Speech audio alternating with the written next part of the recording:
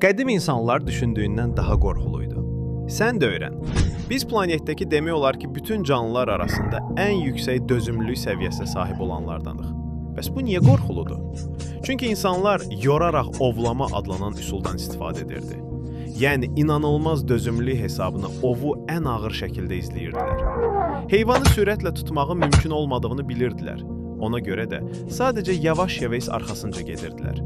Heyvan nə qədər uzağa qaçsa da, arxaya baxanda yenə həmin tüksüz canlıları görürdü. Onlar geri çəkilmirdi, sadəcə ardınca gəlməyə davam edirdilər.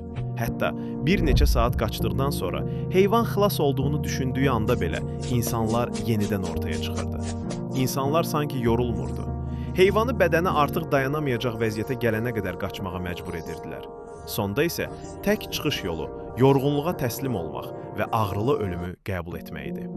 Əgər videonu bəyəndinizsə, like atıb abunə olmağı unutmayın. Dəstəyiniz bizim üçün çox dəyərlidir.